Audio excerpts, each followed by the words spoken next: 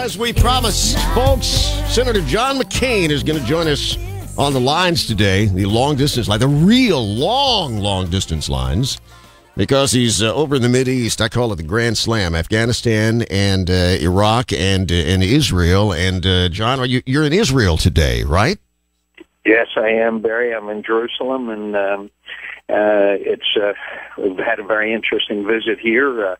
I had an interesting visit in Iraq and especially Afghanistan, and I was able to spend 4th of July with the troops in a reenlistment and award ceremony with General Petraeus, and it's a very humbling and incredible experience to spend this time with those brave young men and women who are serving. Went down to Kandahar, and there's 130 to 120 degrees, and they're out there chasing after the bad guys and doing a great job. And I know we've got a lot to talk about, but I'd like to mention first, I believe we've got the strategy that can win in Afghanistan, but there's two big problems. One is corruption in the Karzai government, and the other is the president saying that we're going to get out by the middle of next year, and that sends the wrong signal. How will General Petraeus? Because everybody's saying that we need to make some changes to the rules of engagement over there, and how in the world?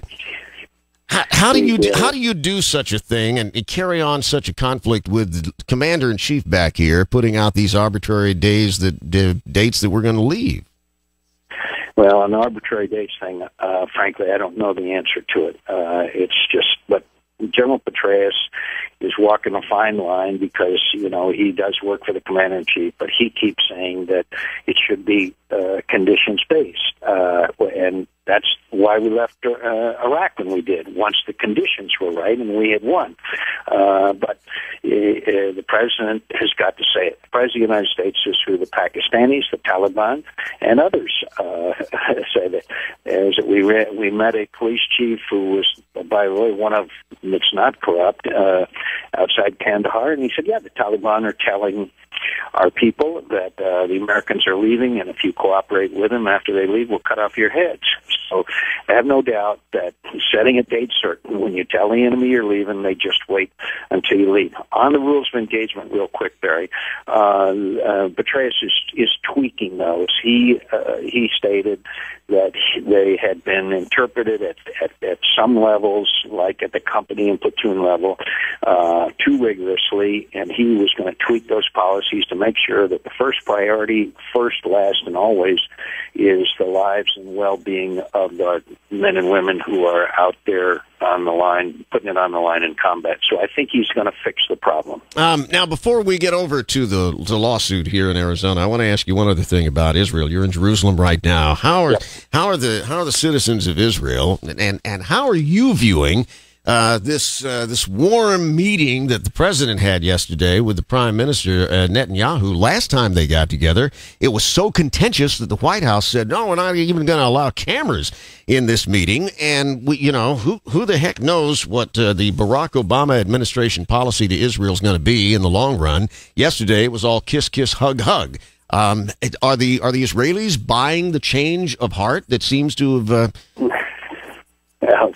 The Israelis are very cautious. As you know, it's been over a year since the very strange behavior towards Israel, at least in the view of many of us, a demand that there be a freeze on settlements, which then they dropped the demand, and the Palestinians, of course, then demanded it. As you said, it was a bizarre situation. The president was meeting with Netanyahu in the White House, went upstairs to have dinner with his wife and children, keeping Netanyahu downstairs until after he finished dinner. Now, yesterday, it was entirely different. I think the Israelis are skeptical. They would like to see better relations and more cooperation. All of us would. We'll see how they behave. As you noticed, there was a lot of nice things said by the president yesterday, but there was no specifics, as you may have noticed. We'll see. What do you think? Is it a sure thing that Israel is going to take out Iran's nuclear capability, or you think that's still in the air?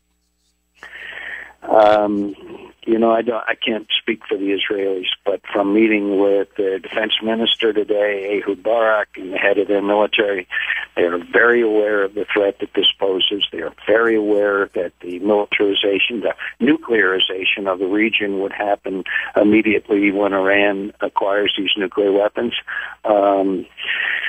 So it is my view that we and the Israelis cannot allow the Iranians to acquire nuclear weapons. Now, we just imposed some tough sanctions. Let's hope that they work. I don't think that they're going to be that effective. I hope that they will. We've got time to make decisions, but you and I have talked about this before. Nuclear Iran then means Saudi Arabia, Jordan, other countries in the region will all acquire nuclear weapons, and this part of the world, that happening can have catastrophic consequences in the short and the long run. All right. You know. I'm gonna bring you back home from Israel for a moment.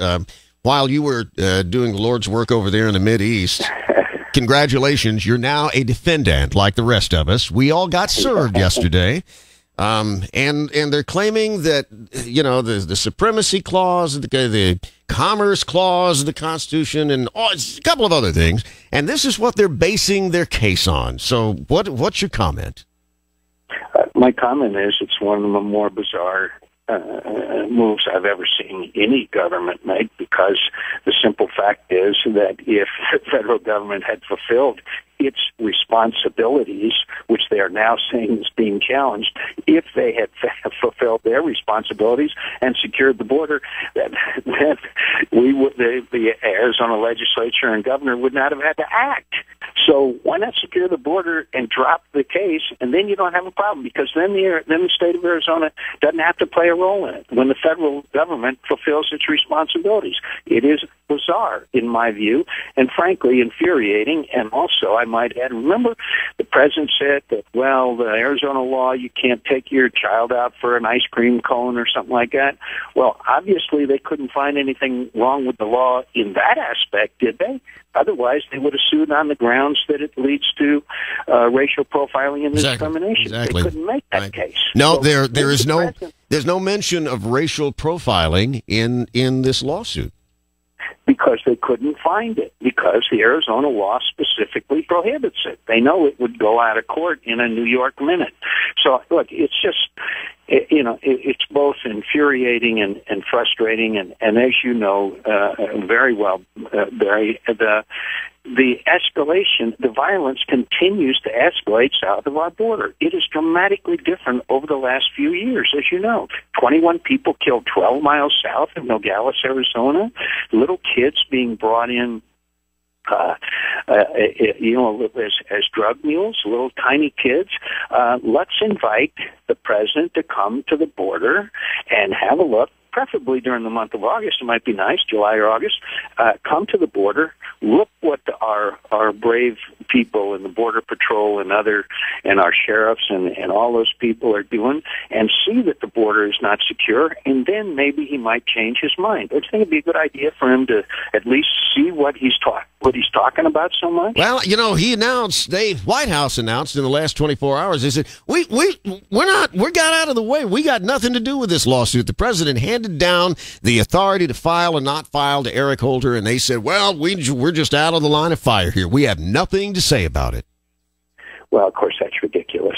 Of course, that's an insult to our intelligence. But look, you know what I'm happy about? The majority of the American people support what we've done in Arizona. The majority of the American people want our border secured. Other states are considering the same legislation. And again, for all of those people out there, you have anyone who has been oblivious of the dramatic rise in violence and the drug cartels and the human trafficking, which has affected our borders, has not been paying attention to the fact that 23,000 Mexican citizens have been killed south of our border and murdered in these drug cartel wars with the government and with each other. And guess where the most violent drug cartel exists? The Sinaloa cartel, headed by Chapo Guzman, south of our border, Arizona's border.